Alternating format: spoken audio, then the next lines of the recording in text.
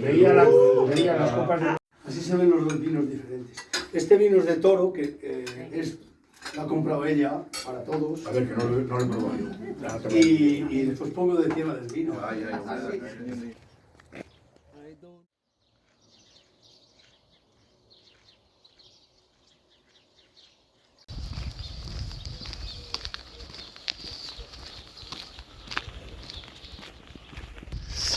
C'est parti pour 32 km jusqu'à Samora. Samora et non Safra, comme je l'ai dit hier en fin de vidéo, parce que Safra c'est quelques centaines de kilomètres au sud. Aujourd'hui le temps est plus chaud qu'hier, relativement, mais plus couvert.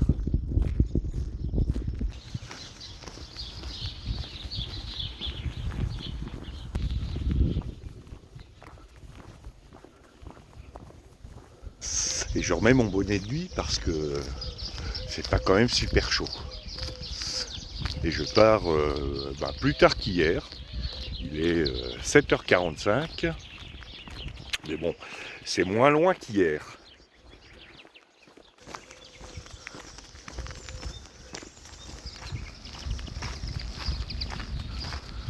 Hier, en arrivant, j'étais très circonspect parce que l'Hospitalero, qui est le seul dans le village, a très mauvaise réputation sur les guides.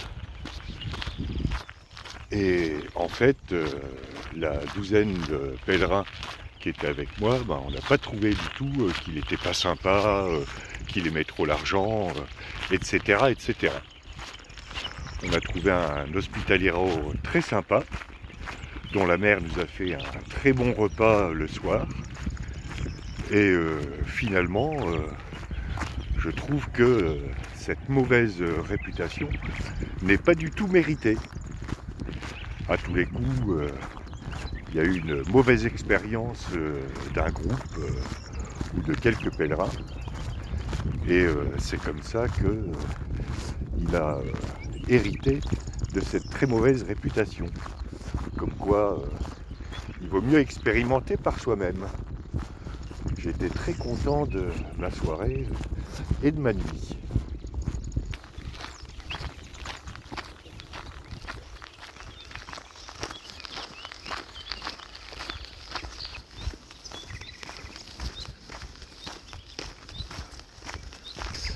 Alors aujourd'hui, je devrais monter tout doucement jusqu'à peu près 900 mètres d'altitude avant de redescendre sur Samora, qui est grosso modo à 650 mètres d'altitude.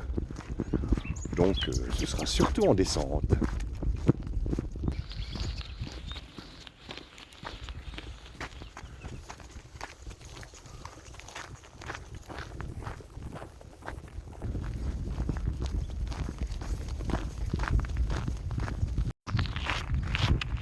J'ai reçu quelques gouttes.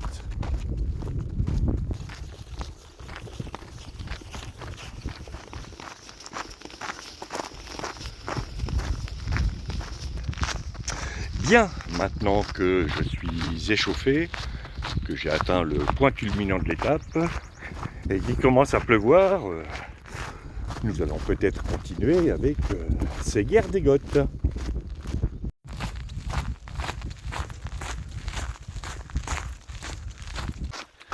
Nous en étions restés à 248 après Jésus-Christ et l'incursion d'Ostrogotha, roi des Goths d'alors, dans les provinces romaines. Avant de passer aux 2 années suivantes et au roi goth Cniva, il nous faut nous parler d'un certain Dès.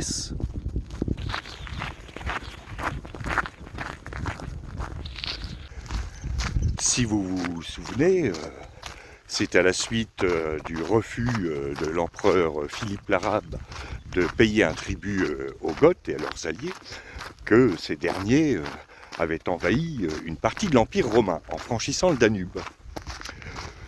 Philippe l'Arabe retourne à Rome, mais pour autant les troubles perdurent dans ces régions de Mésie et de Pannonie. La Mésie correspond grosso modo au nord de l'actuelle Bulgarie ainsi qu'à une partie de la Serbie et de la Macédoine. La Pannonie est située à cheval entre la Croatie, la Serbie, la Bosnie-Herzégovine et la Hongrie.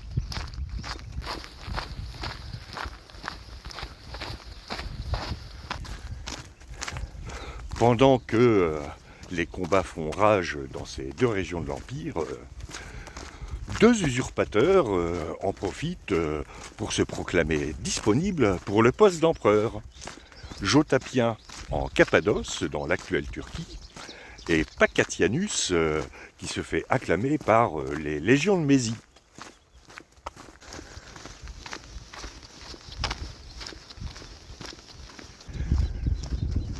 Pacatianus sera vite éliminé, et du coup, les barbares en profiteront pour investir la Mésie. Pas de légion, à nous le pognon.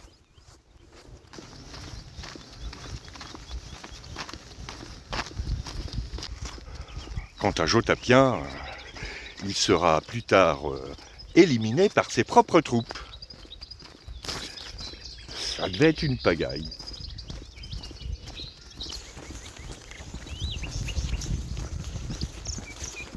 La suite, après les grosses ornières.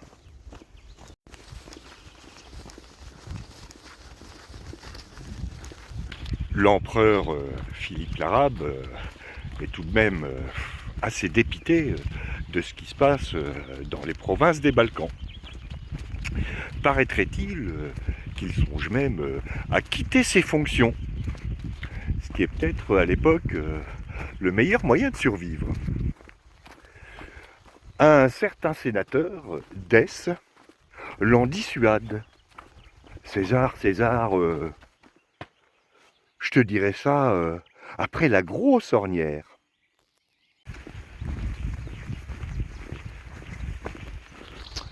Voilà, maintenant que j'ai échappé à une séquence aussi humiliante que potentiellement dangereuse, je poursuis. Le sénateur Dès, donc, interpelle l'empereur Philippe l'Arabe. César, bon, je comprends votre sentiment, César, mais on ne peut pas dire que ce fut un échec total pour vos légions sur le front du Danube. Tout au plus peut-on dire que ça n'a pas réussi.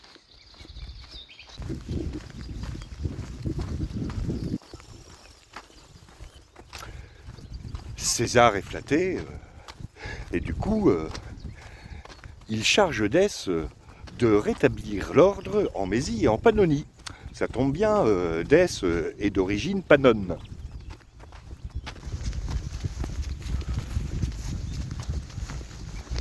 Dès est non seulement originaire de Pannonie, mais il a aussi gouverné la Mésie. Et comme prévu, quand il arrive, l'ordre revient. Il arrive à convaincre les opposants de l'empereur à se rallier à lui, organise quelques expéditions, paraît-il, victorieuses contre les Goths, et du coup, les légionnaires le proclament général. Un sénateur qui devient général.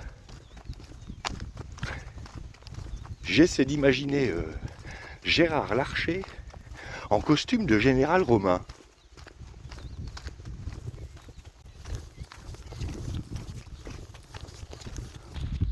Considérant que Dès est plus compétent que Philippe l'Arabe, les troupes du Danube l'acclament comme nouvel usurpateur, ou plus exactement, nouvel empereur, paraît-il, contre son gré.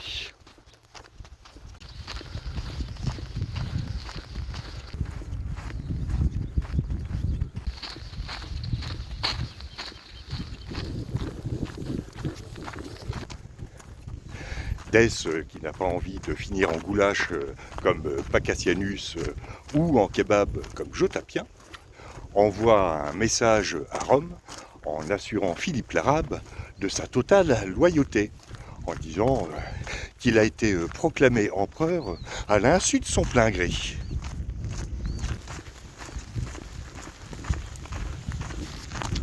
Inutile de dire que l'empereur ne croit que très moyennement aux assurances de Dès. Et du coup, il lève 2 légions en Italie, plus un détachement prétorien, mais prêt à tout. C'est ainsi que Philippe l'Arabe remonte la botte italienne, pendant que Dès, lui, est contraint de remonter tous les Balkans à la rencontre de Philippe l'Arabe. De toute façon, c'est soit il est tué par ses propres troupes qui l'accuseront de même pas capable d'être empereur, on le proclame et tu dis non, ou de l'autre être tué par l'empereur. Donc autant se battre.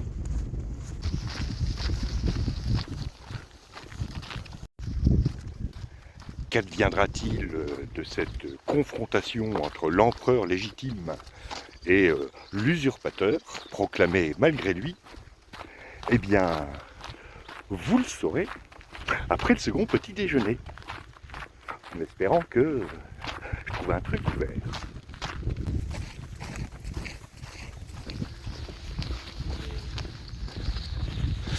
J'entre dans Villa Nueva de Campean, qui a l'air bien calme en ce jeudi matin.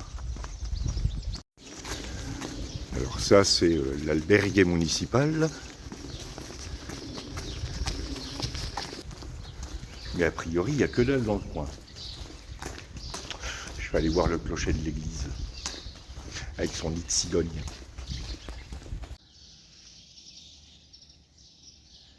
Clocher en peigne.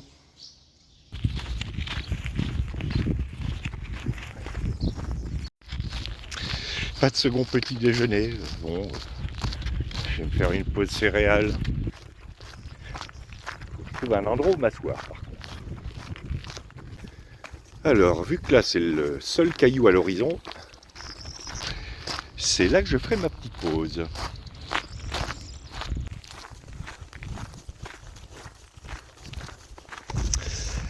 Bien, après cette pause, il est temps de repartir. Il va me rester un peu plus de 18 km à faire. J'en étais donc resté à la future confrontation entre Philippe l'Arabe, l'empereur, et Dès. La confrontation aura lieu à Vérone, aux confins nord de la plaine du Pô. Pas de peau pour Philippe l'Arabe, avec ses 2 légions et sa cohorte de gardes prétoriens. Il fait pâle figure face aux 6 légions de Dès, à ses cohortes de cavaliers, plus ses auxiliaires, qui en plus sont très expérimentés. Philippe l'Arabe se fait battre, est contraint de fuir et sera assassiné quelques jours plus tard par ses propres troupes, mais ça, c'est un détail de l'histoire, comme dirait l'autre.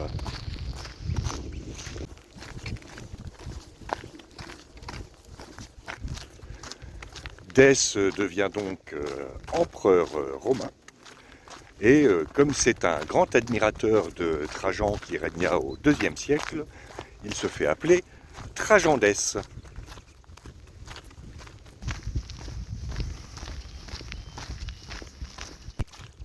Et pendant ce temps, que se passe-t-il du côté des Goths? Eh bien, vous le saurez après la petite côte.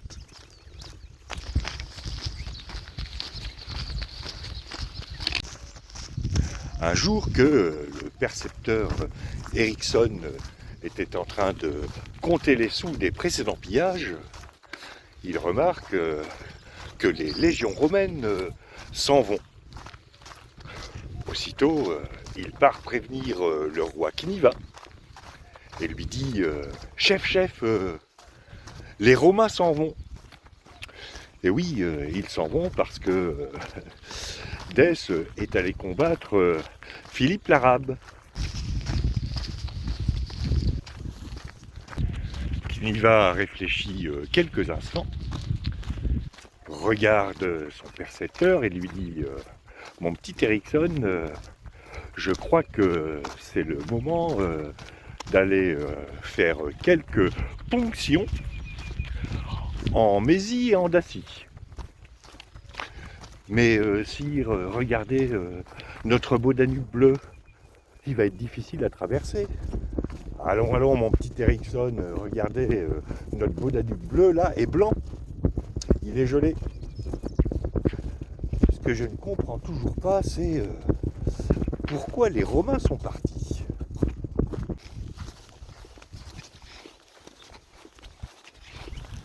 Ericsson réfléchit à son tour. Mais, sire, à mon avis, l'empereur devait broyer du noir. Et quand il a vu les succès de Dès, il a dû voir rouge. Et a donc levé des légions pour éviter de se faire marron. Cela dit, Dès n'est pas un bleu. Et il va en faire voir de toutes les couleurs à l'empereur. En tout cas, je suis bien content que vous donniez votre feu vert pour aller faire quelques prélèvements fiscaux de l'autre côté du Danube. Après ça, on pourra voir la vie en rose.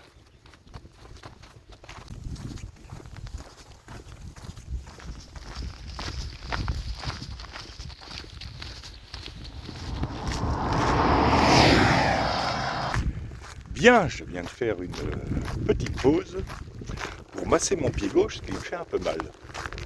Mais bon, j'espère que ça va s'arranger. Où en étais-je? Oui, il est temps que les Goths franchissent le Danube, parce que j'aperçois là-bas Samora à une douzaine de kilomètres.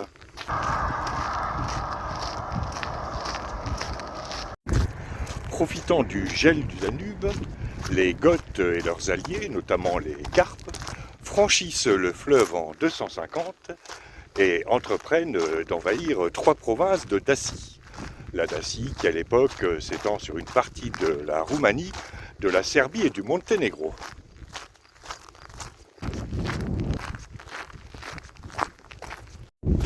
L'armée goth se scinde aussitôt en deux. Une partie va assiéger Philippopolis, la capitale de la Thrace, qui s'étend grosso modo du quart sud-est de la Bulgarie actuelle, en passant par le nord de la Grèce du côté Thessalonique et la partie européenne de la Turquie. Et l'autre armée se dirige vers le milieu de la frontière nord entre l'actuelle Bulgarie et la Roumanie. Les Goths sont une première fois repoussés à Philippopolis, tandis que Dès, ou plutôt Trajan Dès, marche contre le roi goth Cniva.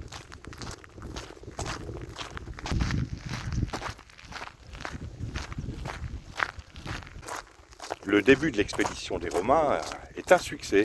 Ils parviennent à repousser les Goths, mais Dès subit plus tard un revers à peu près au centre de la Bulgarie.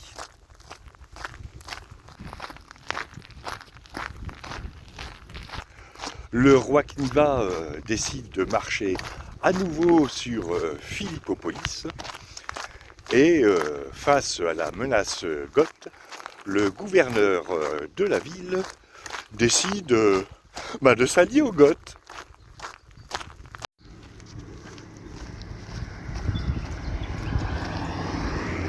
Ce gouverneur, Titus Julius Priscus, se déclare donc Auguste dans l'espoir que les Goths épargneront la ville et accessoirement leur connaîtront peut-être empereur. Il y en a qui doutent de rien. Aussitôt, le Sénat romain le déclare ennemi public. Malgré cette tentative de débauchage politique, les Goths entreront dans Philippopolis, massacreront la population, pilleront et exécuteront le gouverneur. Voilà, ça t'apprendra à jouer les traîtres.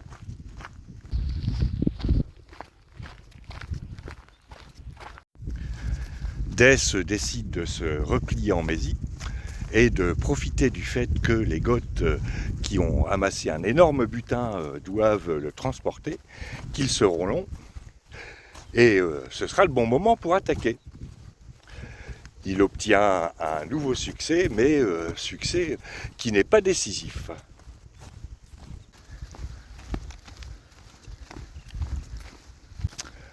Au lieu de sécuriser la frontière, l'empereur décide de donner la chasse à Cniva. Et c'est ainsi qu'un beau jour, il arrive à lui couper la route et malheureusement se fait attirer dans une zone marécageuse que les Goths ont soigneusement reconnue.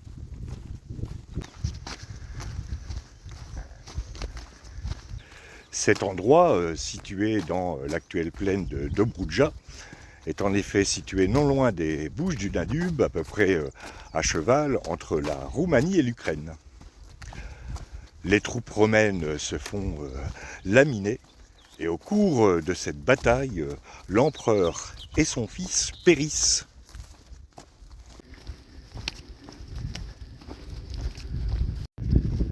Mais pendant ce temps, que se passe-t-il à Rome?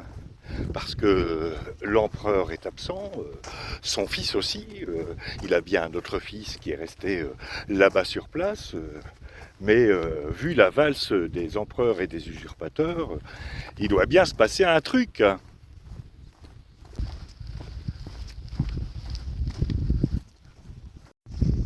Eh bien, ça ne rate pas. Au début de l'année 251, alors que l'empereur et son fils sont en train de s'étriper joyeusement avec les Goths, le sénateur Julius Valens Licinianus, que par souci de clarté j'appellerai JVL, se proclame empereur et revêt la pourpre impériale.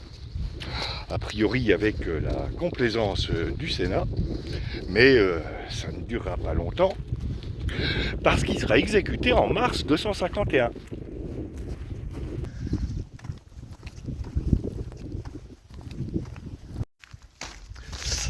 Rome se retrouve donc sans dirigeant. Pas pour longtemps, car Trébonien Gall, ou Galais, le gouverneur de Mésie, réussit à négocier une paix avec les Goths en leur promettant le paiement d'un tribut et en leur abandonnant les prisonniers romains. Comme ça, ils n'auront même pas à se préparer eux-mêmes leur tisane d'écorce de bois de bouleau.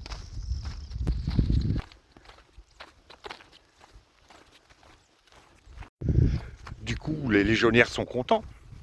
Ils vont enfin pouvoir faire une pause et nettoyer leurs jupes toutes crottées par la boue des marais.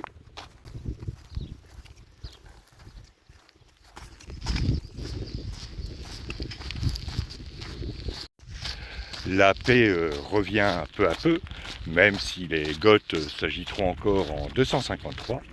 Et dans le reste de l'Empire, c'est la routine. Fricassé de crème de pan, ragoût d'étile farcie, terme, huile et petits meurtres entre amis.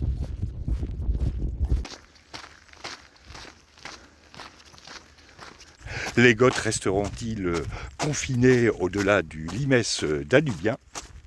Parce que tout ça, ça les a mis en appétit. Eh bien, vous le saurez demain.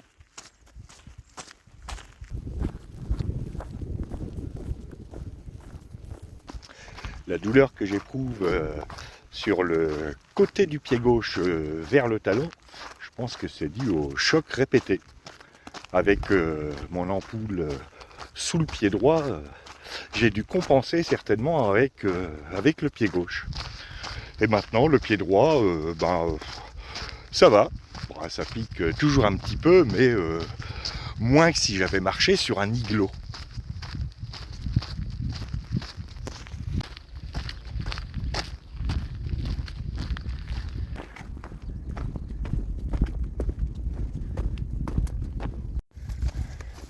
Je déteste ce genre de terrain qui fait se tordre les pieds dans tous les sens. Je préfère encore les cailloux.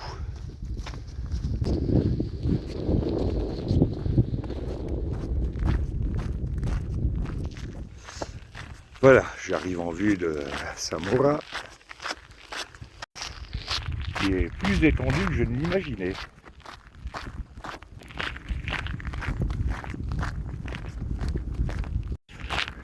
La fin de l'étape d'aujourd'hui, qui est pourtant plus courte qu'hier, me semble beaucoup plus pénible.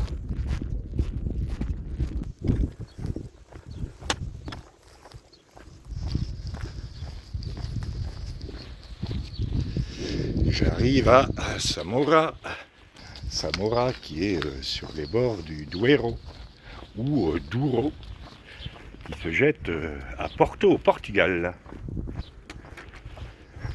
Je boirais bien un petit coup de Porto.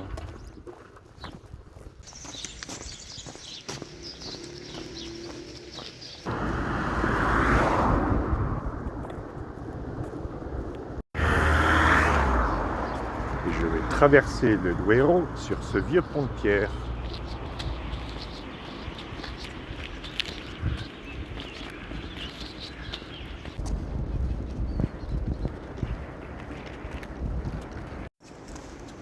Duero qui, après le Guadalquivir à Séville, le Guadiana à Mérida et le Tage un peu avant Cañaveral, est le 4e grand fleuve que je traverse.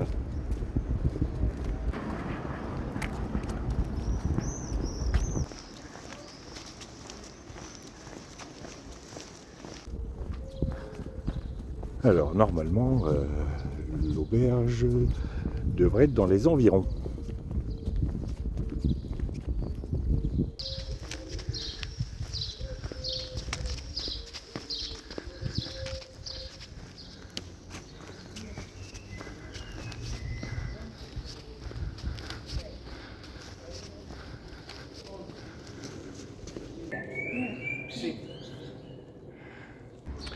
Fin de cette étape de 31 km et demi.